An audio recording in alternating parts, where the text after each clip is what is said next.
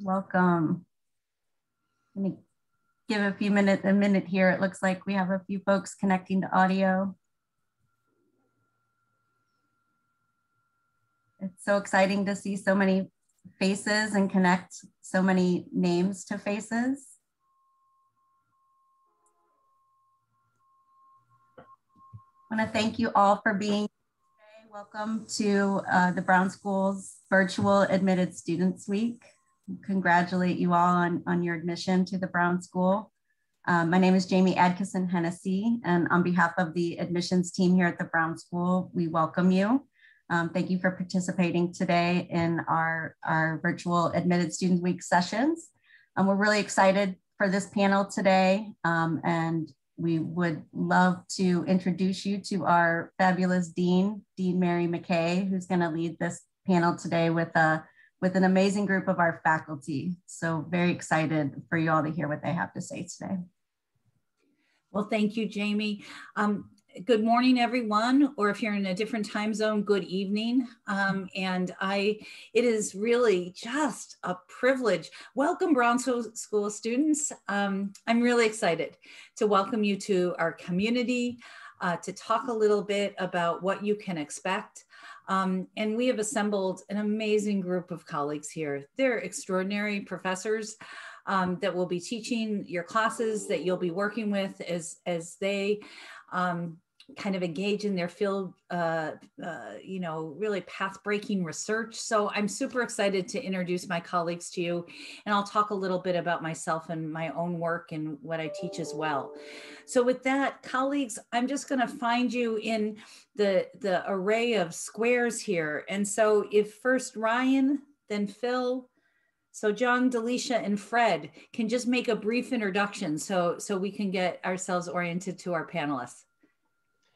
Welcome, everyone. My name is Ryan Lindsay. I am an associate professor of practice here at the Brown School and the current assistant dean for social work.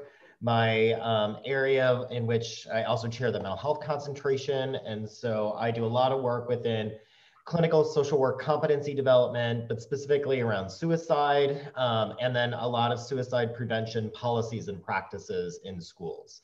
So I'm excited to share a little bit about my work, and welcome everyone, and congratulations on your admittance. Thank you, Ryan. Phil, go ahead.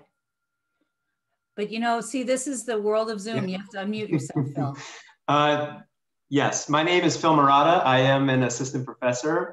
Excited to be here with you all and talk a little bit about my work and about the course that I teach. I teach a course on substance use disorder, services, and treatment.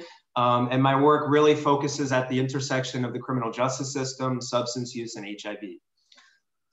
Thank you. Welcome. It's a beautiful day here in St. Louis. So those tulips, it's not a bad representation for the weather that we're having here. So Sojung, please. Hi, everyone. Big welcome to Brown School. I know that your life starting today will be so wonderful and great. So welcome to everyone. My name is Sojung Park. I am an associate professor at Brown, and I am a gerontologist.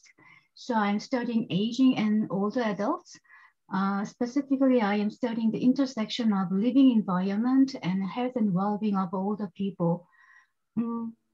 I also teach foundational and required course research method in the coming fall 2 sections. So I would be expecting to see some of you pretty soon. Welcome again. Beautiful. And so Sojung, it is evening where you are, am I right? Because you are calling from South Korea? Yeah, it's 2:00 a.m. So she has been just an unbelievable colleague, committed students in our community. Thank you so much. Dalychia. Hi, everybody. Welcome. I am Dalychia Saah. I am a lecturer here at the Brown School. My work focuses on sex education, sexual liberation. And so I teach a lot of the social justice courses, but also the courses in the sexuality specialization. I'm also a Brown School alum. So if you have questions about what it means to be a student here, I am more than happy to answer those. That's awesome. Thank you. And Dr. Fred. Yes, I will start with where Dalychia started. I'm also a Brown School alum. Went here for my master's and PhD, originally from Uganda. I'm a professor now back at Washington University, so things can be done. And I teach a master's course called Program Evaluation, and then a PhD course, which is about theory, application of theory. And my research is global, so I do global work, and I address issues related to risk-taking behavior among young people, and family economic strengthening and empowerment, mental health functioning, and HIV risk. So you are all welcome to Brown School. Thank you, Fred. And thank you all. So again, my name is Mary McKay, and in a way that we introduce ourselves here at the Brown School, my pronouns are she, her, and hers. And so I am just privileged to hold this position as the Dean of the Brown School. My own work focuses on children and families. About half of my work is centered in the US around helping achieve the highest optimal health for young people and the adults that are rearing them. The other half of my portfolio is global. And so I have the opportunity to work with Dr. Fred and others across the globe, really trying to improve the health and well-being of children and their families. So I am going to give, I think this will be your first mini lecture as part of your Brown School education. And so I'm going to share just a couple of slides to get us orientated to to the focus of this panel today. We're going to talk about practice, and we're going to talk about practice focused in on individuals as well as their networks around them, their communities, all the way up to policy. And I'm going to give you some terms from within the social work practice field that are going to kind of get you oriented to the type of courses and the type of work that you'll be doing as part of our Brown School community. So I'm going to just take a moment and share my screen.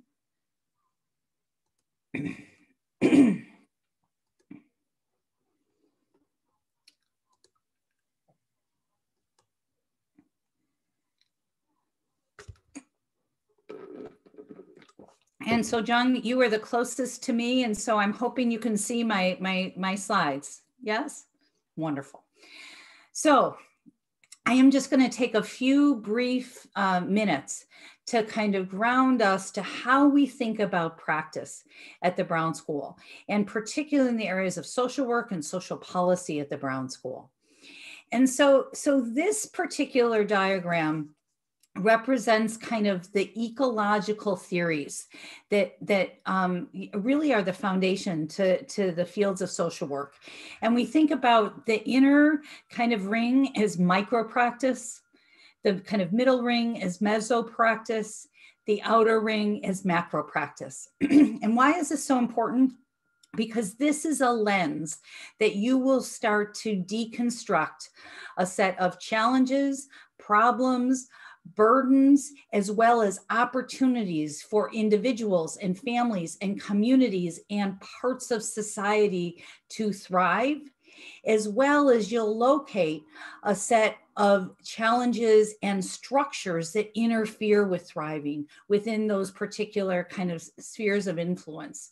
And so sometimes they call out social work as really being interested in practice at encouraging individuals to thrive, as well as intervening in their environment to help those environments be more supportive.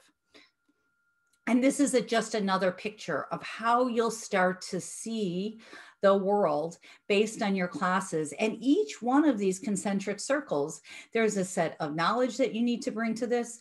There's a set of skills that you'll learn to intervene in those concentric circles. And there's a set of justice issues around fairness and unfairness, disproportionate burden that exists within those concentric circles.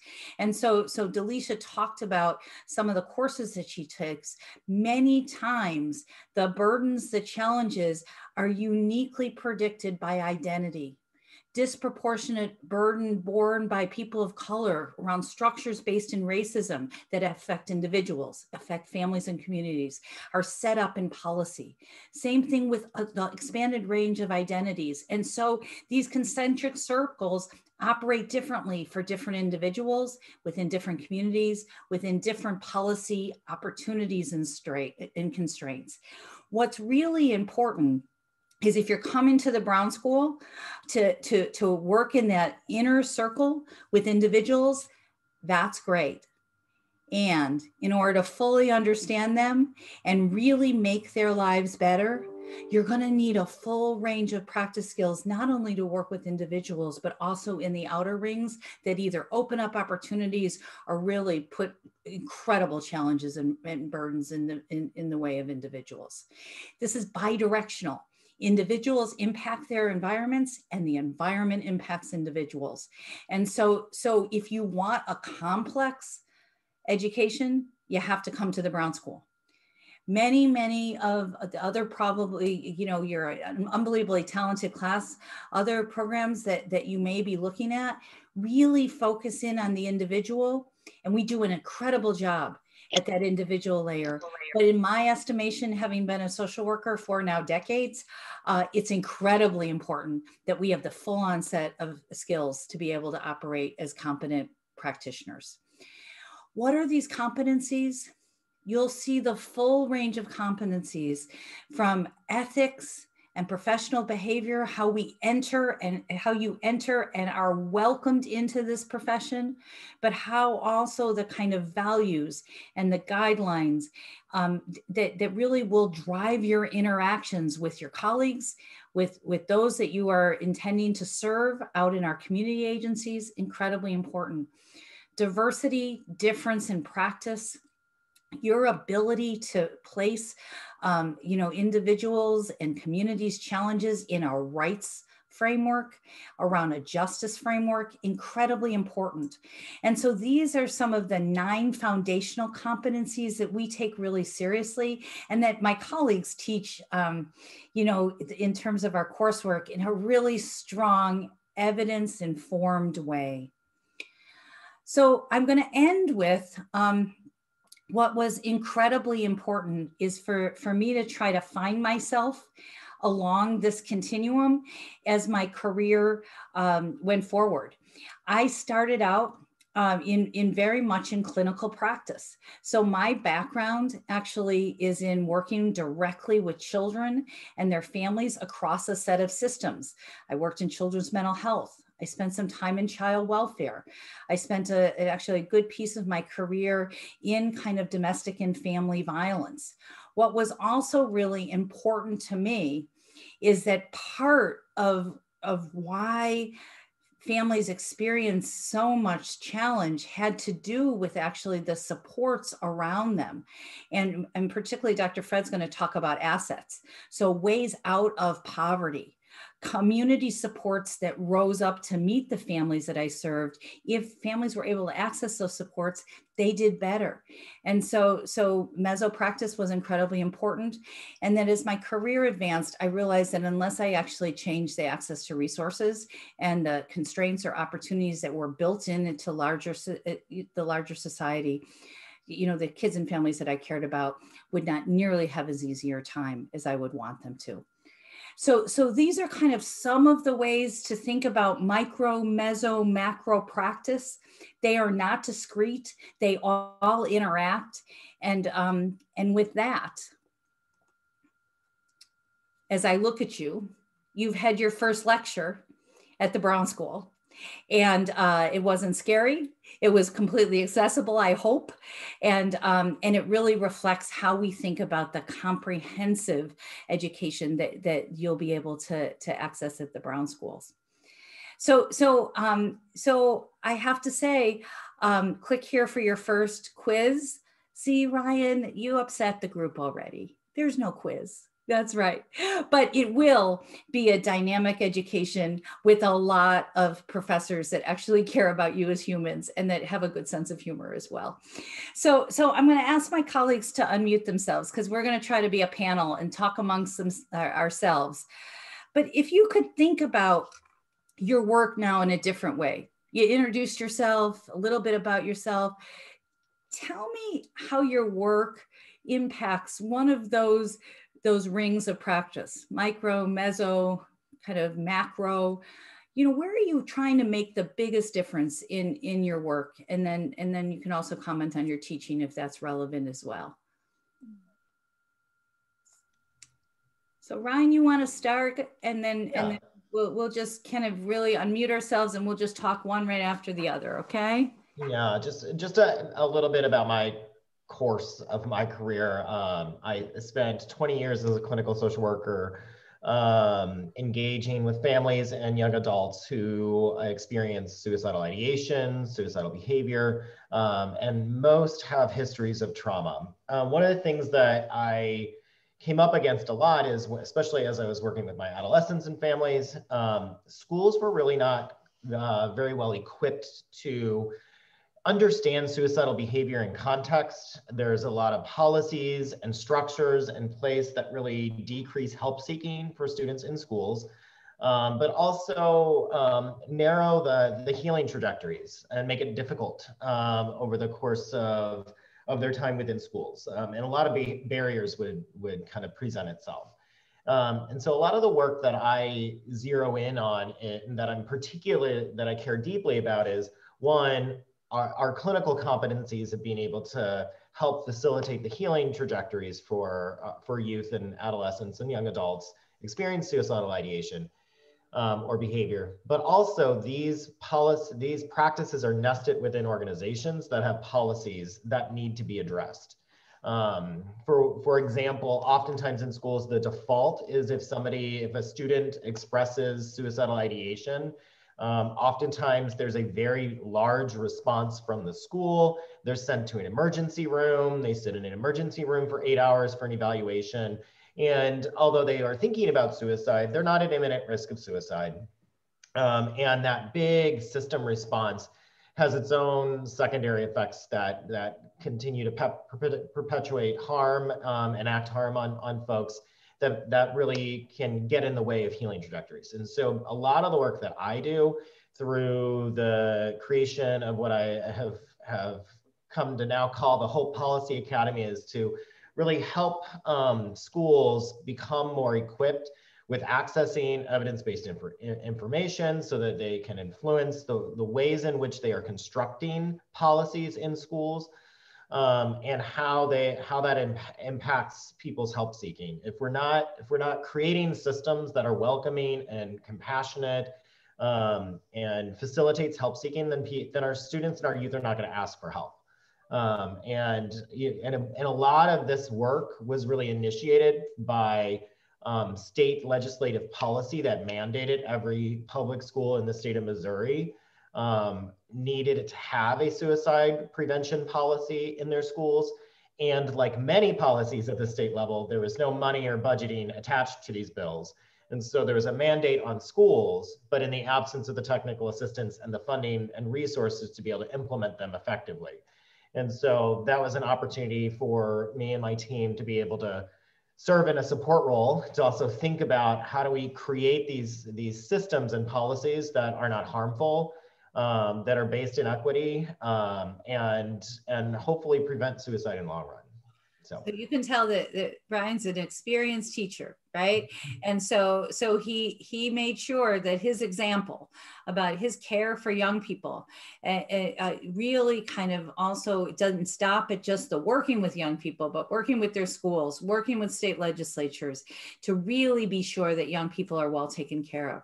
So others on our panel, talk to us about your work. How does it go across the different levels that we talked about? I go next. Oh, sure. Yeah, indeed, Ryan has always been a such experienced teacher, so I can never compete with him.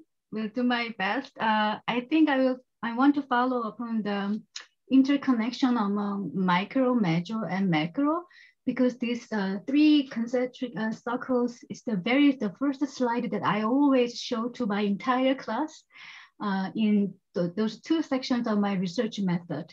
My intention there is that a lot of us, including me more than 2 decades ago, when my students coming to our class taking research method, I had a big misconception, oh, this is a research. Research would be nothing to do with the practice in social work. And I really want to break that misconception and misunderstanding from the very beginning, the very first day of my class, because my everyday life still until today, I think I'm right at the middle of those three areas, micro, mezzo, and macro. So more than 2 decades ago, when I first do a volunteering in social work field, particularly for the older people, and I did my internship for social work, and after my graduation, after my MSW education, my first work, I used to be involved in delivering direct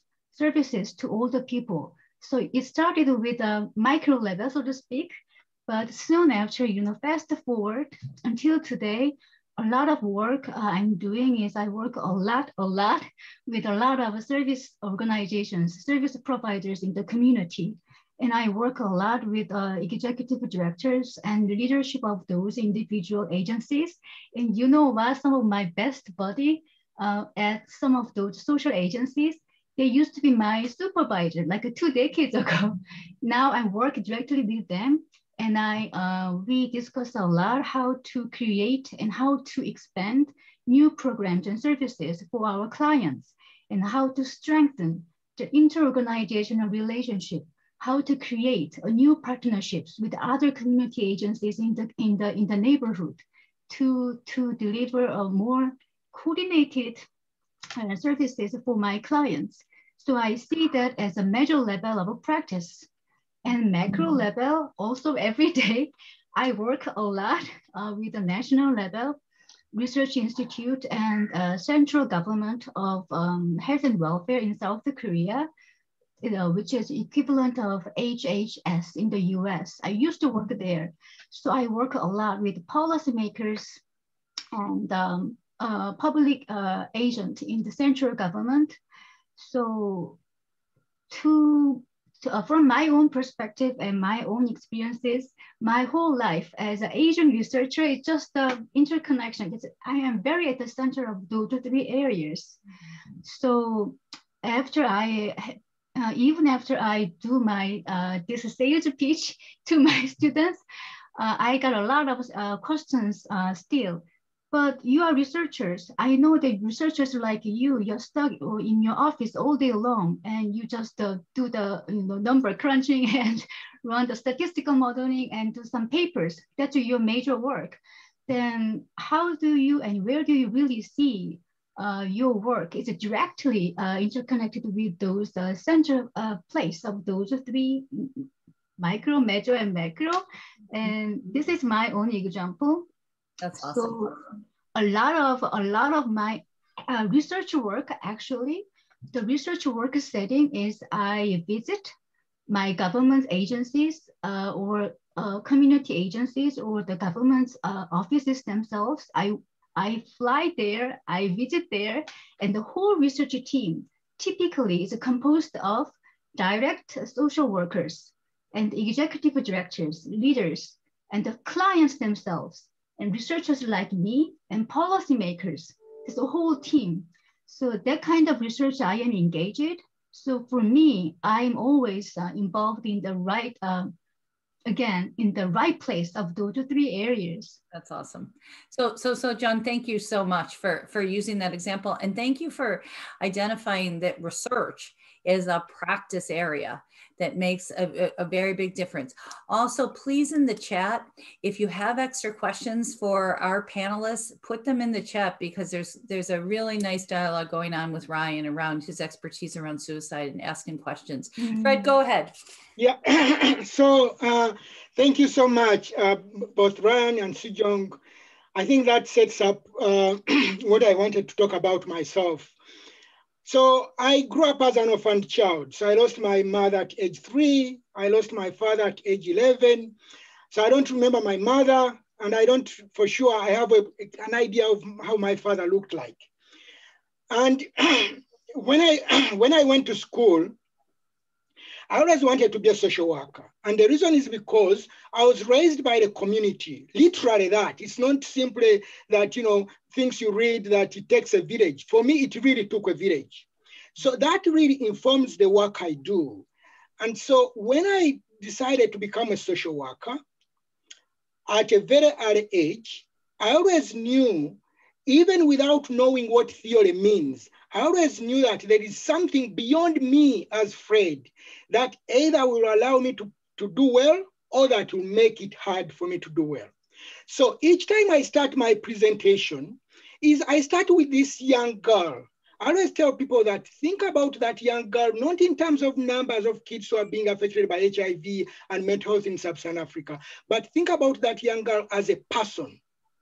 And then think about that young girl. That's where I think about now micro, think about that young girl. She may have a mental health issue. She may be HIV positive. She may be going hungry, but she's an individual. But position that young girl within a family. So when she's in a family, she's experiencing other issues related to stigma. She's experiencing other issues relating to rejection, okay? So even if you try to change this young girl and you don't talk about the family and you don't work with the mezzo pieces, it's not going to be helpful. But also think about this young girl as someone who is part of a community, of a country with laws and policies. And then, these policies have been passed and, I deal with HIV and AIDS and people always tell me, but there's ART for free for everyone in Uganda or in Kenya. But ART is free, but giving medicine for free doesn't mean people are going to access it if they don't have the resources to get there. So think about that now at the macro level. How do you convince policymakers? And people are putting these interventions in place that simply having medicine and giving it to people who won't take it doesn't help, okay? Medicine can only cure you if you take the medicine. So for me, that's how we look at our work. So all our work, we begin with an individual. We really look at the family as really think about it mezzo, even community, but also think about the broader perspective that is going to impact these people to engage with services.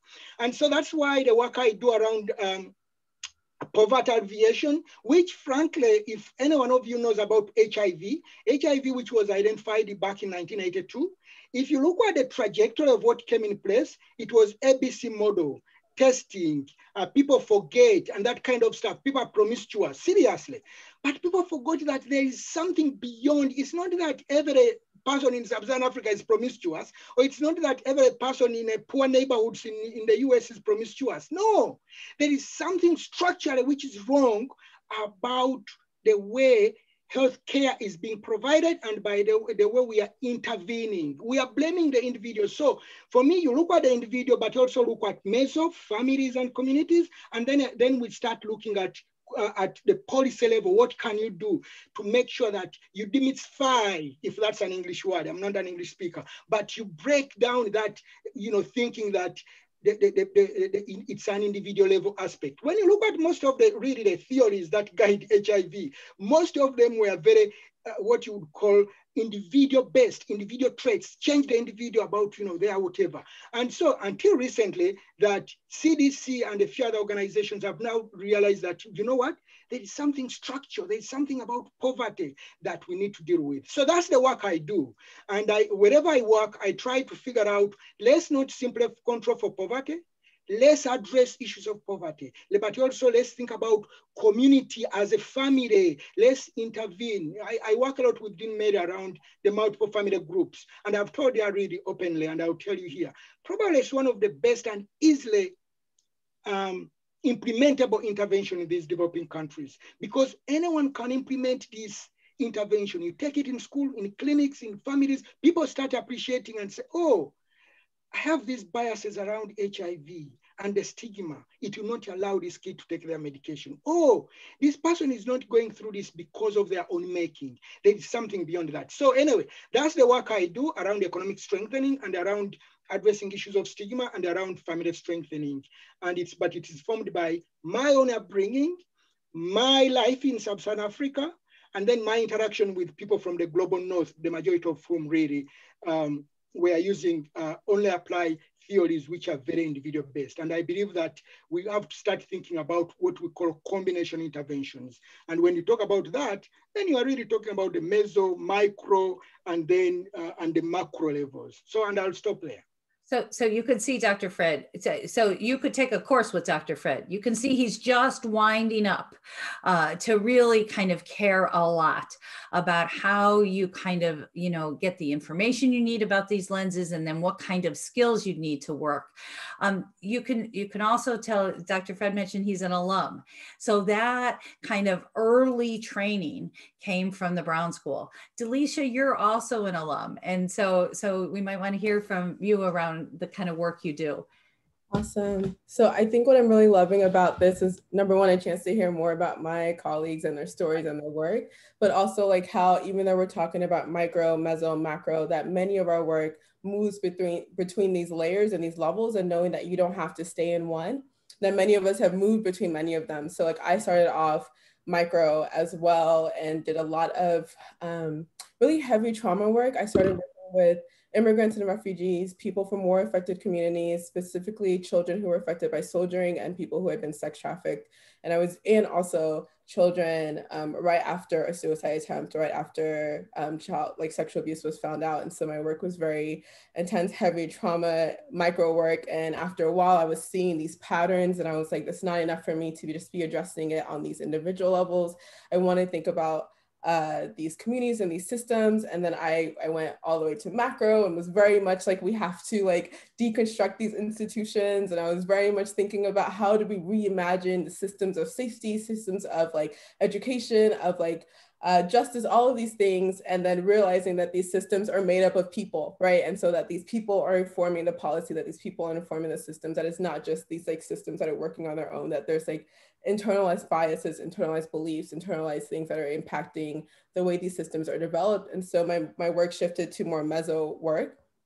And I think kind of like what everyone is saying, that like I feel like my work kind of still fills in between many of them.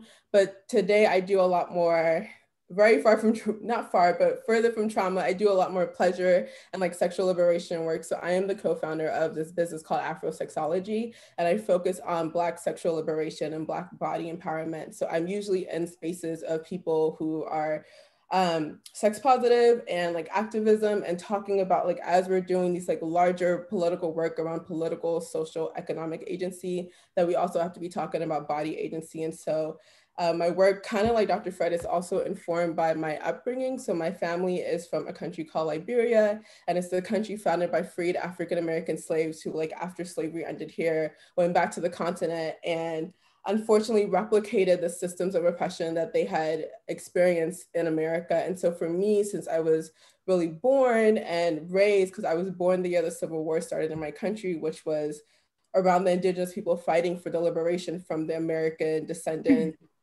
Black people. And so this question of like, how do people who were oppressed become the oppressor? How do we continuously replicate these systems of oppression has been a thing that has been like the thread that I find myself often coming back to. And so recognizing that these systems that we are part of inform and influence how we understand and relate to our body, how we understand and relate to ourselves and to each other.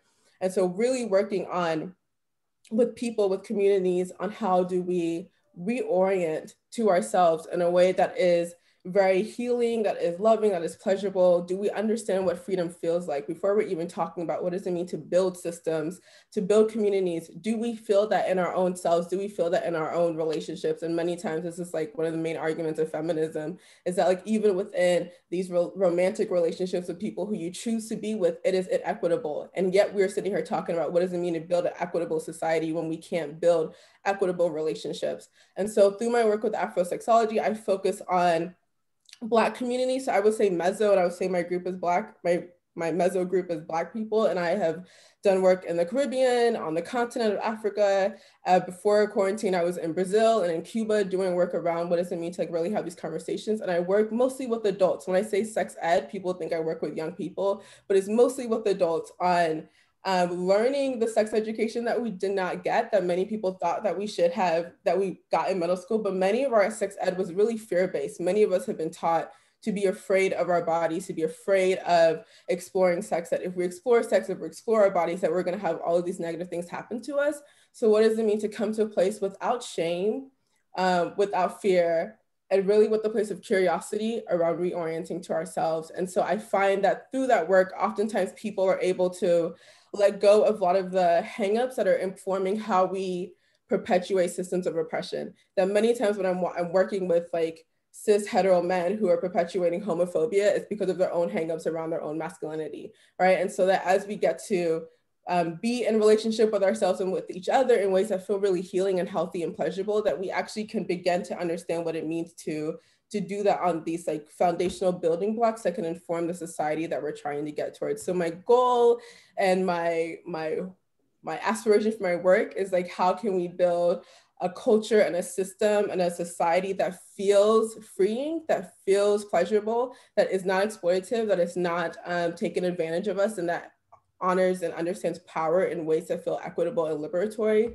And so that's what I do outside the Brown School. In the Brown School, my work, my courses that I teach, I'm the course lead for social justice and diversity courses. So really thinking about this conversation about liberation and social justice in a way that I think is pretty far left for, I think, a lot of the places that we're having these conversations, not just that like, oh, it's about having people of different experiences in the space, but what does it mean for everyone to feel heard, included, for our perspectives to be valued.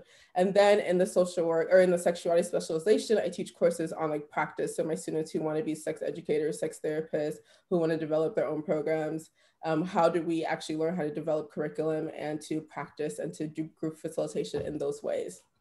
Oh, and then as an alum, I would say like as a student, one thing that I will say the Brown School definitely gave me is being in a space with other people who care about this stuff as much as I do, right? So like you navigate so much of your work, of your life, being the person in your family who's always talking about social justice and everyone's like, shut up, like, please stop. And you're being in these friend circles and everyone thinks you're like, oh, so far left. And then being in a space of everyone who like dreams and thinks about this stuff and cares about this stuff and is passionate about it. And so my business partner for Afrosexuality, I met at the Brown School and we co-founded that and have been running that together for like 6-7 years now. Some of my closest friends, as I'm thinking about my work and keeping me on my course, are people who I met at the Brown School who are also thinking about this. And so it is the community that I got from the Brown School, I think, is one of the most important things that I took away from that experience. So you can tell that if I had extra time, I'd be taking Dalychia's course. There's no question. And because she's an amazing, amazing faculty member. Dalychia, check out the chat because there's some terrific questions for you to keep the conversation going. And you might want to mention your plan for the Masters and Johnson lecture and sex workers' rights and exploring those issues are likely to be the topic next fall. Phil, we haven't even heard from you and you're awesome. And so tell us a little bit about the work you do across these different layers. Sure, welcome. And thank you for this great opportunity to be able to give a little pitch for why you should study and get training and build skills in substance use practice, being one of the most common psychiatric disorders that people face in the United States. We often find social workers are not well trained for this. And so my teaching side of my work really focuses on building strong foundational clinical skills in the delivery of substance use treatment. But at the same time, as we're talking about multi-level methods and multi-level perspectives, I also do and train my students in thinking about ways to affect policy change. But in terms of my work, the overarching aim of my work really investigates the role of the criminal justice system in structuring health disparities and inequities in access to really fundamental resources for health and wellness in the community, along really the entire continuum of criminal justice involvement, specifically for people with opioid use disorders and co-occurring mental health disorders. My work really began as a social worker. I mean, I have a background in clinical social work, similar to many of the great stories that our colleagues have shared so far. My work really originated in crisis intervention teams. I started out in my very first year as a newly trained social worker on a crisis intervention team. And I don't know how many folks know about crisis intervention teams, but you see everything you could possibly imagine on crisis intervention teams. And what I saw was people rapidly cycling through systems. And this included the criminal justice system. This included emergency departments, behavioral outpatient centers, and acute services, without a whole lot of bridging across these different systems of care. And so what was happening was we were seeing the same people disengage with the system of care that was provided in the public mental health system because they were incarcerated. And then they would come back out in the community, go off their medication, have to reestablish new relationships.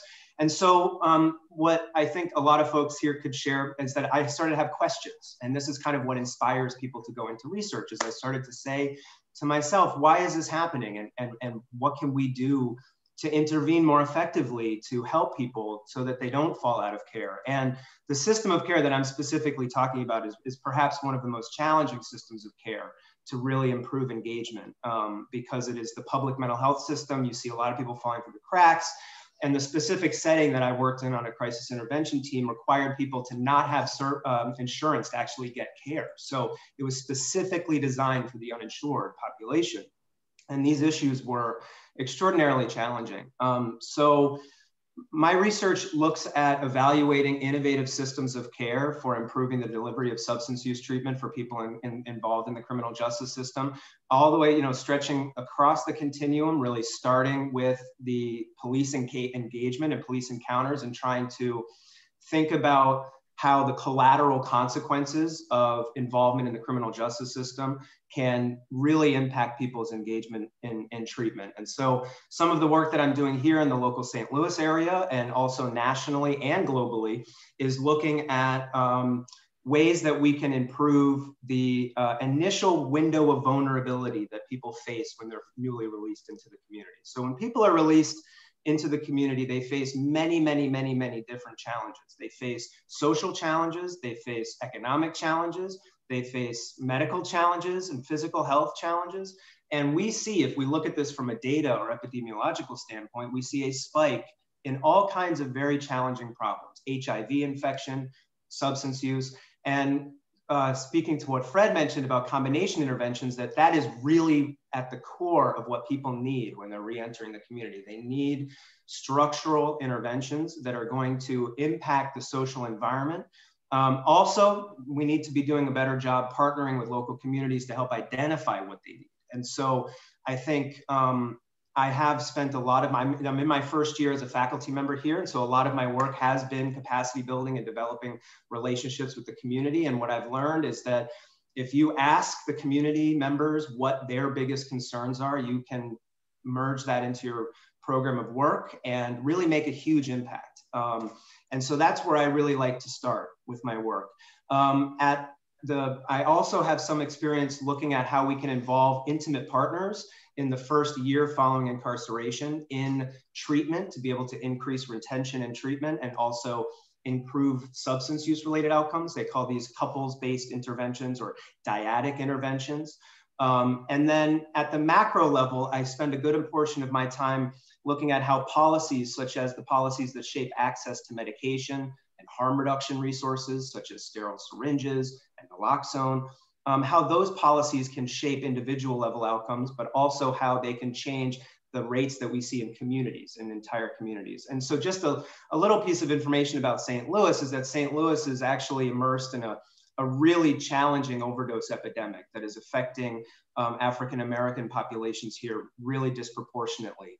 And so we really need to think about this at the policy level, to be thinking about how we can make systems of care more readily accessible for people, for all people. And we're talking about fairness and equity. St. Louis is really dealing with a pretty serious opioid epidemic. And so if you do end up coming here, I hope that we can direct some of your efforts and resources to addressing these challenging problems. Right. Thank you. Right. So you have heard just little snippets from my colleagues. You can tell they're great teachers. Right? You get a real sense of the passion and the knowledge that they bring to our classes. And so Phil, make sure you check out the chat because there's a couple of great questions that'll keep the conversation going after your comments. The other way to kind of take a look at the gifts of our faculty is on our professional development, on our website in professional development, there's something called Open Classroom. You've probably been sent information about that. You can hear most of my faculty colleagues that have already talked, give on full lectures. And so make sure that you really do check out the kind of full range of those lectures. Those are available to you. Those are free. Just sign in and be able to check out the faculty that you're most interested in. So now, colleagues, we only have a few more minutes, and so I'm going to ask you to first. I'll answer my question to give you a moment to think, but my question has to do with we are adults in these squares, and we have come in with a particular set of ideas about what we want to do. I know that when I started my MSW, I have a bachelor's and master's in social work from Loyola University in Chicago. When I started that MSW, I knew I wanted to be a clinical practitioner. And then I saw all this coursework that said I had to take policy and I had to take research and I had to take other things that I seemed less interested in. I want you to make the pitch for why you should come with an open mind and how your career has kind of, made some of the things that you learned really relevant along the way. And so I will give you a moment to think about that while I just tell you the story of my two daughters. So way before I was the dean, you'll find that in your network, you have social workers in your network. And so I have two daughters who have their MSW. And before I was the dean at the Brown School, they actually came to the Brown School to get their MSW. Those two human beings, even though I raised them both, could not be more different. So one with her Brown School education is working on racial equity around women and St. Louis infant mortality and really trying to help our health systems understand the burden, the stigma, and the lack of really respectful care for Black women in our area. And so she's working on mezzo and macro practice areas. Her MSW is from the Brown School. The other daughter was a Bronx high school teacher. So those of you that asked me, somebody's from New York, at least one person in the chat. She was a Bronx high school teacher. She was an amazingly gifted English teacher, but ended up failing half of her students. Why? Not because she couldn't teach English, but because the first 4 period, the students didn't come. And she got tired of failing and having young people be credits behind. And so came to learn, how could I help work with those young people and their families and their communities so those kids could be successful in school, but does a lot of direct practice. Same family, same school, the foundation for very, very different careers. And so colleagues, tell me just a little bit about what you think is unique about and what's special about taking classes both that you're really, really interested in when you're coming here, but what's special about taking some of the other required courses that sets you up for a career of your choosing? So Ryan, you want to start? Happy to. Well, I think the first thing that I like to say is that we don't know what we don't know. And so we come into this field driven by different factors. I think many of us know we want to work on some level that might be general. Some of us may have a very, very specific way in which you would like to create impact with your social work degree and your future. And the reality is that social work is so complex and requires knowledge and intervention at various levels. My entire career, I went in this, I want to do clinical social work. I don't want to do anything more than that. And then it quickly came, that all of our practices are nested within organizations that are nested within a set of policies that restrict or constrain our capacity to do the good work that we do. And I think that as I've evolved in my career, I wish I would have paid more attention to my policy course back in my graduate education. And a part of that is because so much of my work is now interfacing there, because if I really want to increase equity in outcomes, and particularly what I'm interested in is also not only access, but it's also what you get when you access, the quality. Policies drive all of that. And so I think that as you are learning about, theory, the policies that mark the boundaries of your practice are also critically important to understand, so that you know what you can do. And you can also feel, when you're feeling the block, you're feeling the inequity, you're feeling the what needs to be dismantled, then we have a set of strategies to dismantle that. Rather than either giving up or saying that's not my responsibility. And I think about clinical social work a lot, and I'm like, we need our clinical social workers testifying, doing legislative testimony. They have the stories to translate in addition to the community members. And we don't have enough people doing that. And so the more we can understand advocacy and policy, as well as how do we engage individuals, families, and groups, that will help set your trajectory. So awesome, awesome. Dalychia, Yeah, other things, or Sojung, go ahead. Yeah. Yeah, I will go next, and very similar to what Ryan has been talking about, but I will go back to my pitch about the importance of staying in the very at the center, in the middle of the micro and mezzo and macro. So in all the classes I'm teaching, I emphasize again and again and again, and I actually welcomed all my students by saying that welcome to social work field, which is a field with a nice frustrations. What I mean to say is that soon after you begin taking your classes, and even more soon after you begin your internship and your field placement, you will be frustrated at the complexities of your clients, your organization, and the policies. You really want to know more. And I really believe that at Brown School, by taking classes and workshops and working with your colleagues and faculty members, you begin to see how those three levels are working together.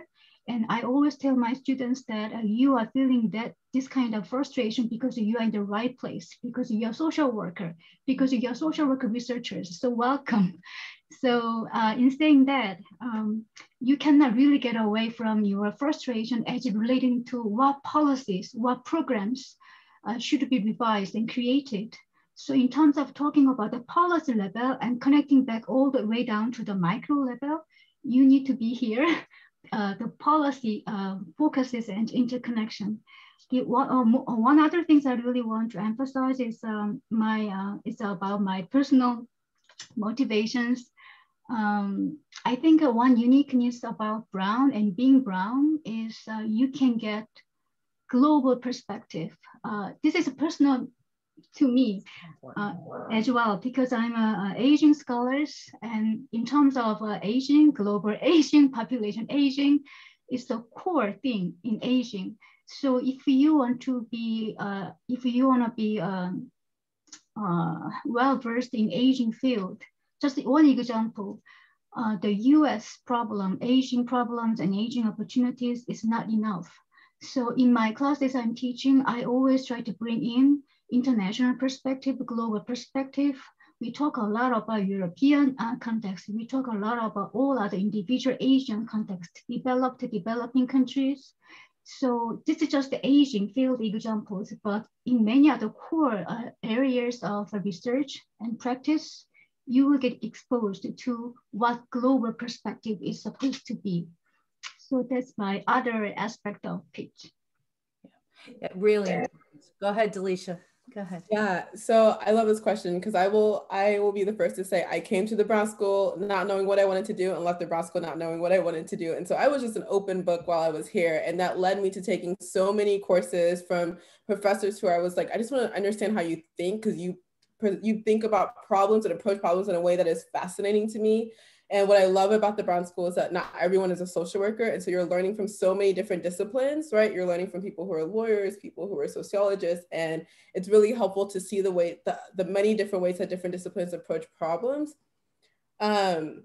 But as I look back now, when I look at my career now, I'm like, oh, I've been able to like connect the dots. Like in the moment, maybe I wasn't connecting the dots, but I'm like, oh, that one social entrepreneurship class has come in handy over here. This one class on policy has like really helped me over here. This research class has helped me over here. And so being open has been really helpful and made a much more fun path. But I think a question that a lot of us have been asked since we were little is like, what do you want to do? And we have this way, especially in America and like under capitalism, of like forming our entire identity under what we want to do. And so I think the question that has been helpful for me is like, how do you want to feel, right? And so I think when you're looking at that approach, this idea of like, you can feel challenge at the Brown School, you can feel really creative. There's a lot of different professors, courses, trajectories that can create so many different experiences that it can help you to understand that can help you to understand where you want to go and like the many different options that are open for you as far as your career in many unique ways that you might not get if you go to a school that is very much like, this is a path and this is the only way that we're going to teach you how to do something. And so I think that openness can help you to have an experience here that feels really worth your time, your money, your investment that you're putting into the Brown School. It can help you to be more open and expansive as you approach your career and the many different pivots you will have, the options and the paths that you can take down your path, and to not feel pigeonholed into one thing because you decided when you were 2 years old you were going to have this career path. That's awesome. Yeah. Fred, talk about bi-directional learning too. And Dalychia, there's a great question for you in the chat. And and I would say one thing, especially as an international, who came here as an international student, looking at being taught courses around welfare reform and welfare that, doesn't happen in Uganda or in Sub-Saharan Africa.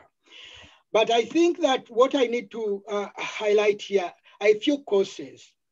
The course I took, which was required, which was around issues of diversity, and I was like, how does this apply? Which has really, really helped me now working where I work, which have different tribes, which of course you're talking about gender issues in Sub-Saharan Africa and that kind of stuff, which we don't talk about that much.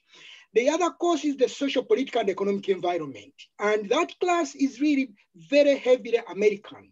And then Michael Sheradin's class. So what I do really, these are theories, and this is work I learned directly from Washington University.